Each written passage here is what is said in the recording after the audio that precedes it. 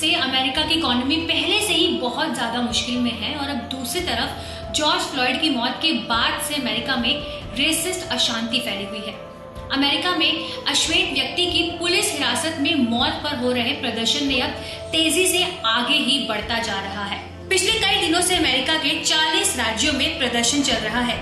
16 राज्यों के 25 शहरों में कर्फ्यू लगाया गया है। 1400 से ज्यादा प्रोटेस्टर्स गिरफ्तार किए जा चुके हैं। कई शहरों में कर्फ्यू लगे होने के बावजूद लोग सड़क पर आगजनी और कई तरह के प्रोटेस्ट कर रहे हैं। वहीं अमेरिका में अश्वेत व्यक्ति की मौत पर हो रहे प्रदर्शन ने अब बाकी कई दूसरे देशों में भी इस आंदोलन की आग को छेड़ दिया है।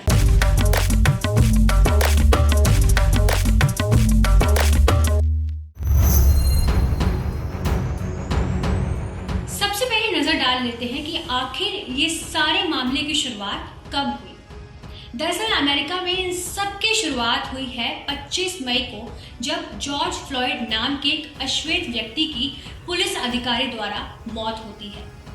दरअसल जॉर्ज फ्लॉयड नाम के अश्वेत व्यक्ति के गर्दन पर एक श्वेत पुलिस अधिकारी का घुटने से उनकी गर्दन दबाए रखने का एक वीडियो सामने आता है। इस वीडियो में श्वेत पुलिस अधिकारी जॉर्ज फ्लॉयड की गर्दन को तकरीबन 8 मिनट तक दबाए रखते हैं और इस दौरान फ्लॉयड कह रहे होते हैं कि उन्हें सांस लेने में तकलीफ हो रही है और इसे लेकर ही लोगों में बहुत ज्यादा गुस्सा है और ये गुस्सा अमेरिका के अलावा और भी कई देशों में देखने को मिल रहा है। यूरोप में लंदन में अमेरिकन एम्बेसी के सामने जॉर्ज फ्लॉयड के प्रोटेस्टर्स ने एक साथ एकजुटता दिखाने के लिए भारी संख्या में लोग इकट्ठा हुए।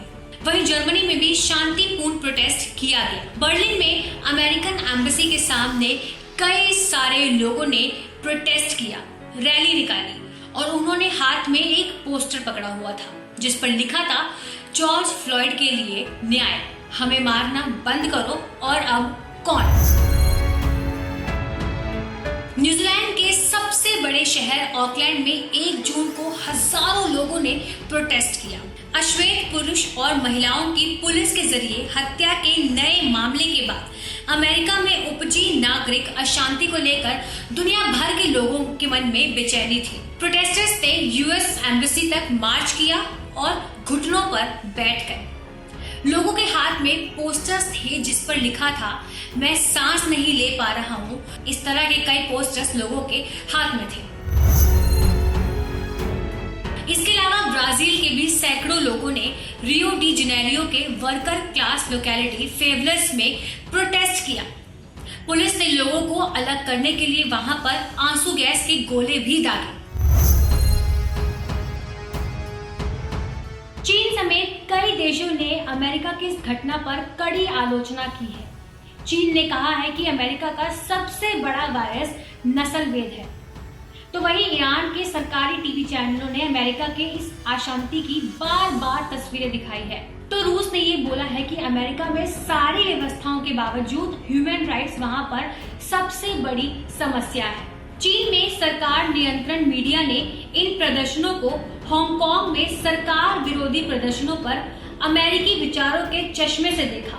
उन्होंने कहा कि हांगकांग पर टिप्पणी करने से पहले अमेरिकी नेताओं को 2 बार विचार करना चाहिए। तो वहीं दूसरी तरफ ऑस्ट्रेलिया में इस हफ्ते कई जगहों पर प्रोटेस्ट किए जाएंगे। कनाडा में नस्ल भेद विरोध प्रदर्शन में मॉन्ट्रियल पुलिस और प्रोटेस्टर्स के बीच झड़प का रूप ले लिया। पुलिस ने वहां पे प्रोटेस्टर्स को रोकने के लिए उन पर मिर्ची स्प्रे और आंसू गैस के गोले दागे। फिलहाल अमेरिकी राष्ट्रपति डोनाल्ड ट्रंप बहुत बड़ी मुश्किलों में फंसे हुए हैं। उनके लिए संकट से बाहर निकलना कोई आसान बात नहीं है। उन्हें खुद व्हाइट हाउस के बंकर में छिपना पड़ा है, लेकिन ऐसा पहली बार नहीं हुआ है।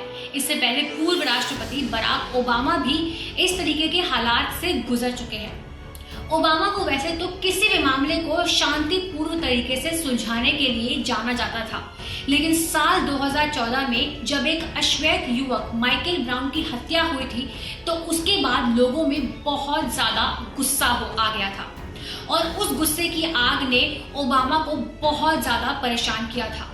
उसके बाद अब जाके देश में रेसिस्ट हिंसा के खिलाफ बहुत बड़ा प्रदर्शन चल रहा है, बहुत बड़ा प्रोटेस्ट चल रहा है।